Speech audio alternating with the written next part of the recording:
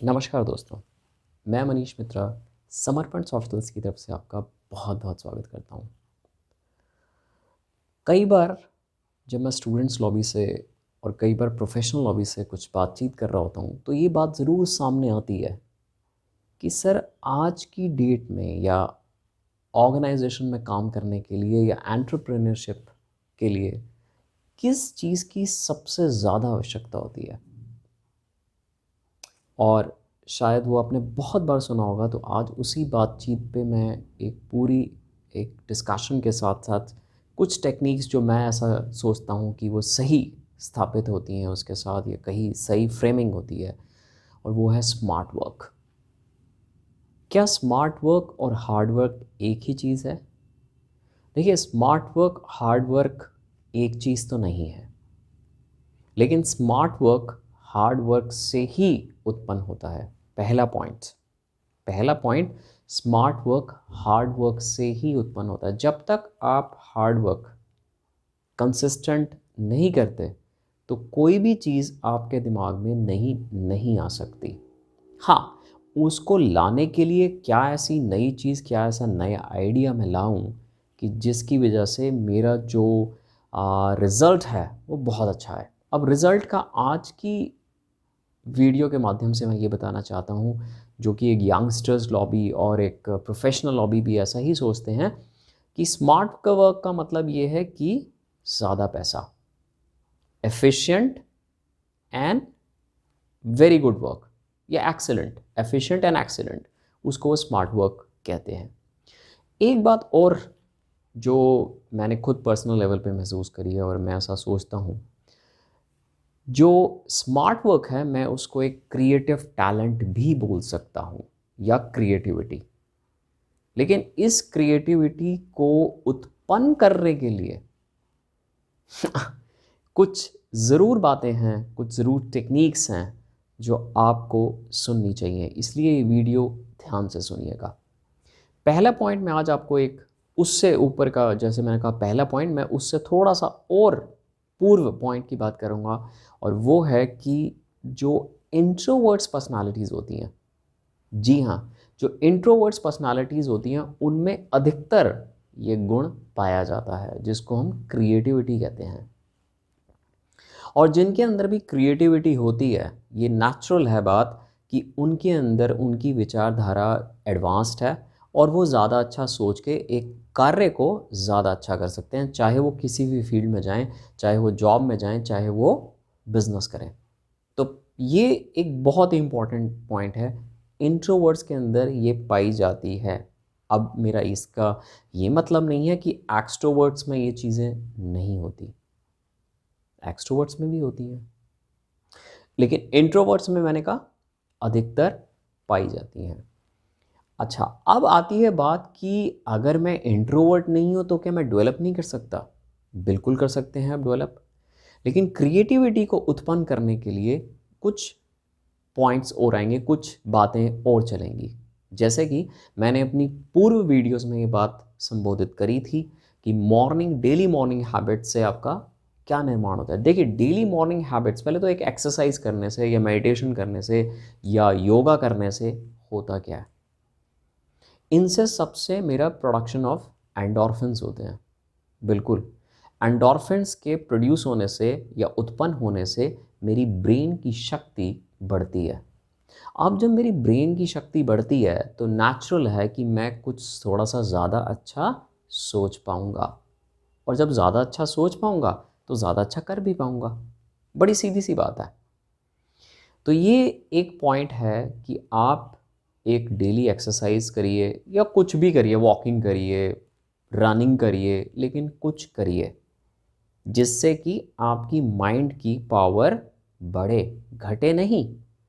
जिस तरह से पुराना एक मुहावरा है ना कि लेज़ी पीपल, एक आलस वाले लोग कुछ नहीं कर पाते नेचुरल, ना तो वो अपना ब्रेन पावर बढ़ा पाते हैं, ना ही ज़िंदगी के अंदर वो फिट रह पाते हैं। चलिए आगे बढ़ते हैं। सबसे अहम पॉइंट मैंने बताया था कि ये क्रिएटिव एबिलिटी या क्रिएटिव टैलेंट उत्पन्न किया जा सकता है। फिर आती है आपका हेल्दी डाइट। बिल्कुल, ये हेल्दी डाइट का होना भी बहुत आवश्यक है, जो हमारी बॉडी के अंदर एक अच्छी एनर्जी का निर्माण करता है, प्लस हमारी कुछ अच्छी हेल्दी डाइट से हमारी ब्रेन पावर भी बढ़ती हैं। फिर इसके आगे भी कुछ बातें हैं, और वो आगे बातें करने से पहले मैं अपनी उस वीडियो के बारे में ज़रूर आपसे शेयर करना चाहूँगा जो मैंने कही थी, जो मैंने बोली थी, पावर ऑफ साइलेंस। ये भी एक महत्वपूर्ण पॉइंट है। अगर आपने जितने भी हिस्ट्री के अंदर या आज भी रिसर्चर्स नई डिस्कवरी कर देना, नया इन्वेंशन कर देना, तो वो लोग एकांत एलोन पीपल होते हैं, यानी कि साइलेंट, ज़्यादा बातचीत नहीं। तो ये साइलेंट पीपल में, क्योंकि होता क्या है कि साइलेंट पीपल में एनर्जी ज़्यादा होती है, अगर हाँ उसका एक यूटिलाइजेशन प्रॉपरली करा जाए, उसको एक गलत तरीके से इस्तेमाल ना किया जाए चीज़, यानी कि आप उस गलत तरीक़ों को चाहे क्रोध में कह लीजिए या कुछ भी कह लीजिए, तो वो उस चीज़ का एनर्जी का दुरुपयोग ना करें। तो साइलेंट पीपल में एनर्जी ज़्यादा होती है, उनकी विचार शक्ति भी ज़्यादा शार्प होती है, इसमें भी कोई दो राय वाली बात नहीं है। अब इसका मतलब ये भी हो गया कि साइलेंट पीपल भी क्रिएटिव हो सकते हैं। अब जब क्रिएटिव हो सकते हैं तो स्मार्ट वर्क भी कर सकते हैं। मैं सीधा सी बात पे आ जाता हूँ। फिर एक बात और आती है कि हार्ड वर्क पहली बात है, आपने कभी नहीं छोड़ना। हार्ड वर्क आपने कभी भी नहीं छोड़ना, क्योंकि हार्ड वर्क के ज़रिए ही जब आप चलते रहते हैं, एक चीज़ को निरंतर अटैक कर रहे हैं, तो कहीं ना कहीं वो चीज़ को अटैक करते करते आपके अंदर कोई ना कोई सॉल्यूशन एक ऐसा आ जाएगा जिसको आप क्रिएटिविटी बोल सकते हैं, जिसको आप स्मार्ट वर्क बोल सकते हैं, ये लो, जिसको एक मोस्ट एफिशिएंट तरीके से आपने उस कार्य को कर दिया और उसका रिजल्ट भी मैग्नीफोल्ड आया, मतलब बहुत ज़्यादा आया, मल्टीप्लाई करके आया। तो स्मार्ट वर्क जो आप स्टूडेंट्स लॉबी जो समझते हैं, मैं आपको इस वीडियो के माध्यम से क्लियर एक इंडिकेशन देना चाहता हूँ, जब तक आप हार्ड वर्क नहीं करते आपके अंदर स्मार्ट वर्क भी नहीं उत्पन्न हो सकता।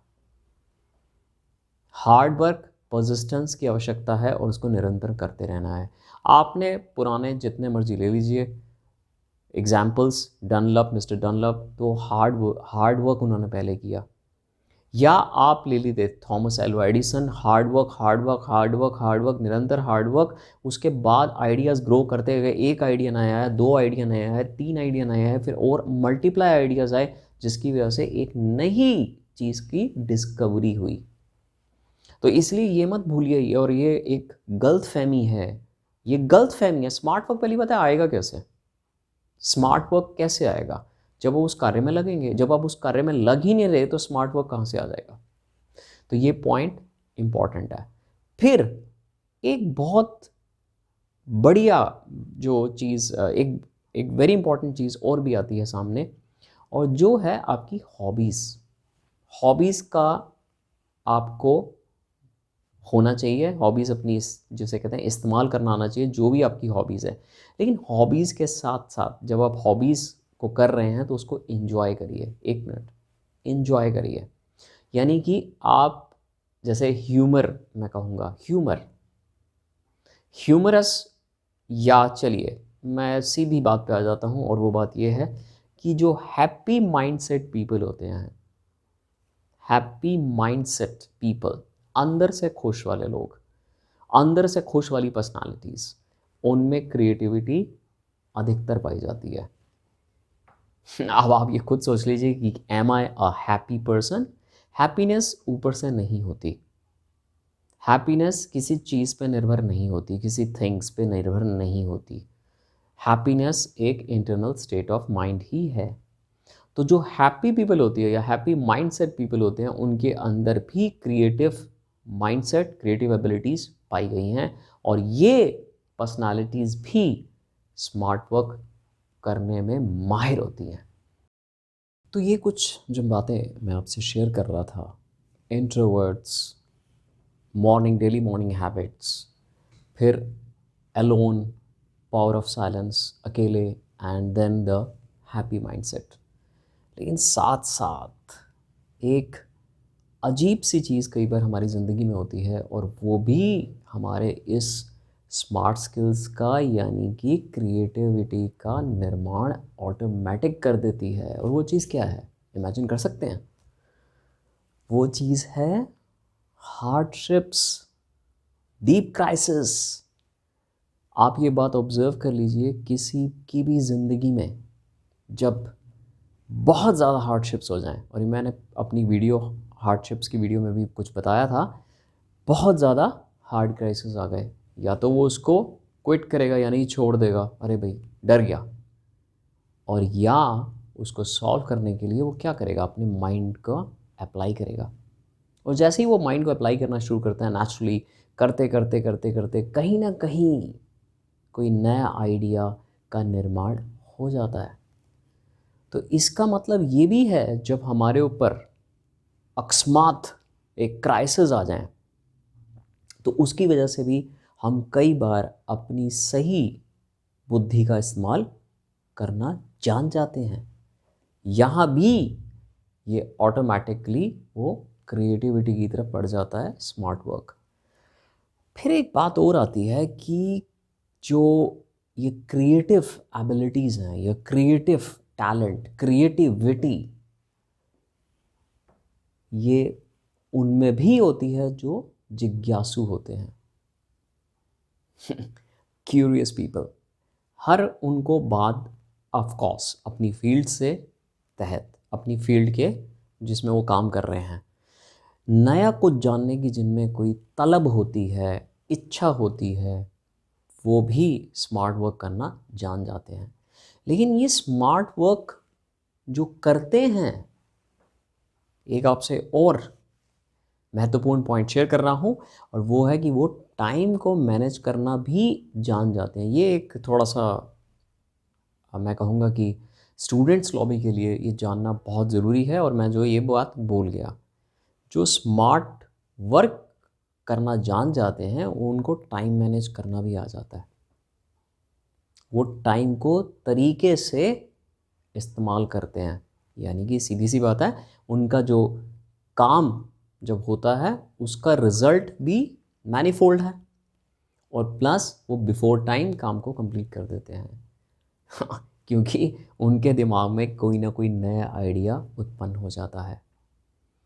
तो ये सारी बातें, अगर आप कहेंगे सर ये क्या बात बनी, ये सर सारी बातें क्या सारी बातें हम सभी स्मार्ट वर्क हो गए, स्मार्ट वर्कर हो गए?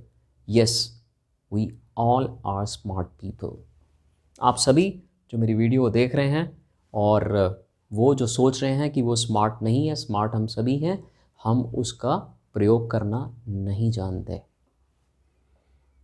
तो मैंने ये जितनी बातें आपसे शेयर करी हैं, that leads to smart work. और जब आप स्मार्ट वर्क करते हैं, नेचुरली जो आप चाहते हैं कि मोर, ऑफ कोर्स मोर मनी, ज़्यादा इनकम लेवल्स, मैं यही कहूँगा इनकम लेवल्स, और प्लस आपके काम की जो जैसे कहना चाहिए प्रभाव है, वो दूसरों पर भी पड़ना शुरू हो जाता है, और वो दूसरे आपके काम से, जो आपकी सीनियर लॉबी है, जो जॉब्स करते हैं, तो वो खुश होते हैं कि ये yes, a magnificent job done by him और हर। तो इसी सब शुभकामनाओं के साथ, इसी सब विचारधाराओं के साथ, मैं ऐसी उम्मीद करता हूँ कि आज की वीडियो आपको बेहद पसंद आई होगी। इस पे कमेंट ज़रूर करिएगा। आप सभी को शुभकामनाएं, और सभी खुश रहिए। बहुत बहुत धन्यवाद।